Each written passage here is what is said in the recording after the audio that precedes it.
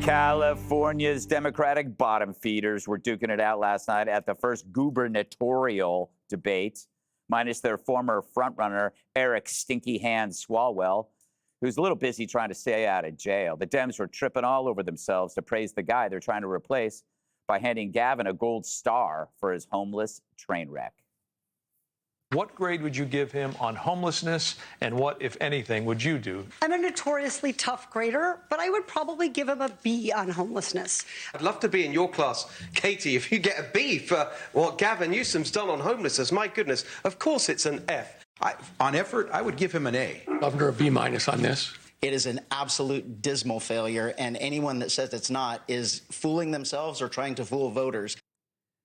Well, the Dems sound like they want a helping hand from Greasy, but too bad it's not coming. Who are you supporting for governor? I'm supporting a Democrat in the runoff, and look forward to the voters making that decision very shortly. There are a lot of outstanding candidates with extraordinary records. I can name 7 of them, and I respect their willingness to put themselves out. And another gem from the debate, California's hot potato, saying sorry to that staffer she cursed out. The state could lose. Get out of my shot. Okay, you also were in my shot before that. Stay out of my shot. What have you done to address those concerns? I apologized that day to that staffer 4 years ago, and I took responsibility then, and I have taken responsibility since, acknowledging that it was not the right way to treat someone.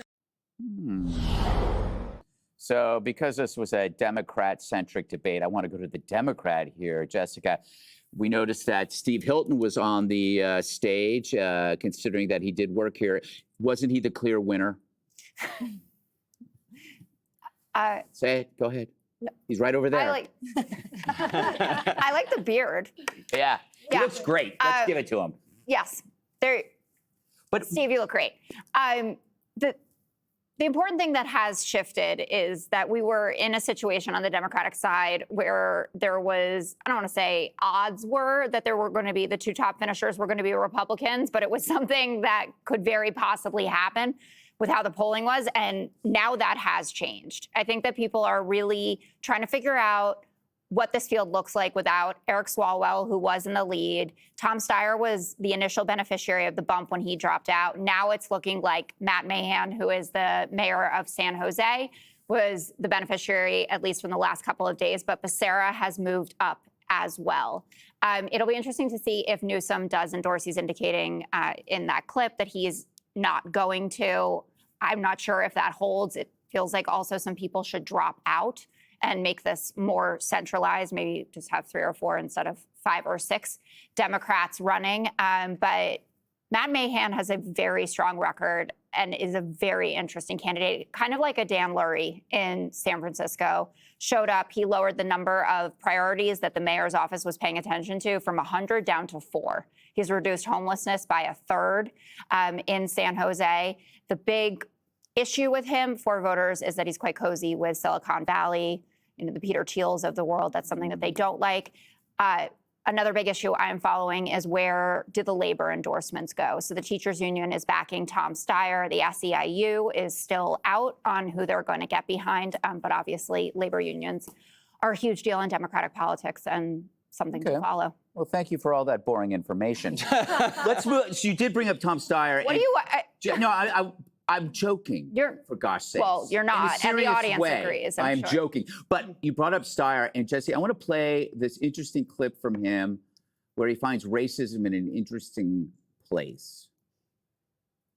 Should language proficiency for truckers be strictly enforced, even if it means that some of them will probably lose their jobs? Look, I agree with what was said, which is we don't know the context of this stop. But what I can say is this: racial profiling is illegal. And in fact, picking on people based on the color of their skin in the state of California is illegal. So, Jesse, if you want people to read road signs so they don't go down the wrong side of the street and kill a family, you might be racial profiling. Right. So you got to be able to read the street signs when you're on the road. Everyone in the world would agree with that. except the Democrat politician. Even the illiterate drivers would agree they should probably know English when they're driving in this country. It's about standards. Why can't Democrats have a high standard? And it's, by the way, it's also reading a street sign. That's not like that high of a standard. You know how you get them to do it? You say there's a test next month. Here's the study material. And if you don't pass, you can't drive the truck. Yeah. I guarantee you most immigrants would learn enough English to pass the test. It's racist to think they won't. Right. It's so stupid that the Democrats won't even give them a test. So it's about that. Also, the homeless, same thing. They asked, what grade would you give Gavin Newsom? And every Democrat basically lied to the faces of people in California. They gave him A's and B's. Even Gavin Newsom has admitted in his book, which I read, that he screwed up the homeless issue. He spent $37 billion and homelessness increased 24%. Why is that so hard to admit if you're a Democrat? Why do you have to kiss this guy's butt? Why can't you say he screwed up and I'll do a better job? It's not that complicated. Again, standards. Why can't, it's like only a nursery school person and a Democrat politician can screw something up and everybody pats them on the back and says, good job, here's a lollipop. But they also won't admit when something is good. Like Trump took out Maduro in his PJs, put him in a jail cell, and now Venezuela's pumping like a 1.5 million barrels a day. And they won't even say good job. But they say good job to Gavin. It's like a homeless Armageddon. Come on, guys. You're better than that. You're better than that. Great advice from Jesse about standards. Emily, it is pretty funny. You almost think that they have the wrong impression of what like homeless progress is. It's almost like it's more homeless is how they gauge it, not less. Right. It's so mind-boggling to me. I agree with you. I think what kills me is the hypocrisy. Like Tom Steyer standing up there and being like, racial profiling is illegal, not saying, by the way, that it's immoral. This is the guy who had $90 million invested in illegal immigrant detention centers and private prisons. But don't worry, the Dems lap him up because now he's saying their talking points. Everyone currying the favor of Gavin Newsom, thinking that his vote carries weight. I want to dig in just for a moment into the degree of his incompetence because it still blows my mind. You guys, we just sent men to the moon for less amount that he has spent on homelessness in the last 7 years, only to see it skyrocket. But they didn't actually go to the moon. They were outside it, just like the homeless. Same thing. Anyway, they spend $133,000 per homeless person there, and they're giving him an A. Why is he allowed, I'm not quite sure, to enjoy sort of toying with their emotions? Will I endorse you? Will I not? Do I have say? Do I not? Why aren't the people of California seeing that the emperor has been naked this entire time and it's hideous? I also want to point out that even in COVID, like it's not just about sort of flagrant spending in the homeless industrial complex. It's also mismanagement. It's straight up fraud, obviously, because COVID funds, they got $316 million that were supposed to go just to the homeless. Guess how much they actually got? Just $2 million. Just $2 million. That still would have housed a significant portion. I mean, they blew $27 million for only 76 people on a certain project. So the details continue on for how badly this person has botched it up. And for someone, by the way, and all those people up there on the Democrat side that purport to represent women and prioritize women's safety, 1 in 4 female homeless persons in California got raped in the last 30 days.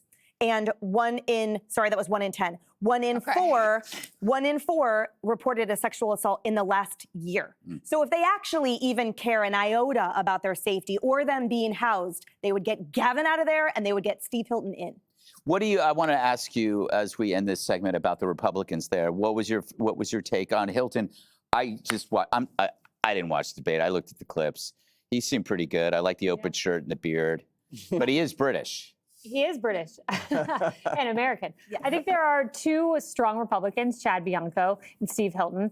And what I find interesting is they could still lock out the Democrats. They were on track to lock out the Democrats. And I did not find Jessica's points uninteresting at all. I actually was hanging on every word. Well, you might not be saying thank you because I think you described with perfect precision why the Democrats had a hit campaign against Eric Swalwell.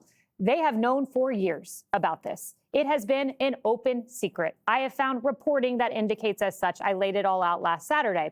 Willie Brown has said people knew about Swalwell. People have said it out loud. I heard rumors. So why now? Why take out Swalwell now? Well, you just mentioned the dynamic has changed. They needed the dynamic to change because 2 Republicans were about to lock out the Democrats, and now maybe that won't happen. So they had to push Swalwell out of the way. How Machiavellian, they did it. And then you have Katie Porter. I didn't watch the whole debate. I know you said you watched most of it, Jessica, but I was curious if Katie Porter apologized to her ex-husband, because she apologized to that poor staffer, but her poor ex-husband, she took scalding hot potatoes reportedly and put them over the guy's head. And this was the number 2. You got the sexual assault guy out, but you brought in Katie Porter, who has this history of abuse against family and against staffers. And I wish she'd apologize to him. But you're exactly right on your points on homelessness, Emily. The last thing I will say, just to add to that, was Brett Stevens in the New York Times said on any given night, 1 in 200 people in California are homeless. 1 in 200 people. And then finally, he said California alone accounted for 44% of all individuals who experience chronic homelessness in the country. So it is disqualifying to give him an A for effort, a B, or a B minus. Disqualifying. Does the population of the whole state matter in that? No, because California, of course it does. 50% of the homeless population in the entire country is in California. It has nothing to do with ratio. It just has to do with that they are all there because they're incentivized to do so. Yeah. You know, can you just throw up Hilton one more time? I just want to point out I love that he looks like kind of a modern era captain of the Love Boat.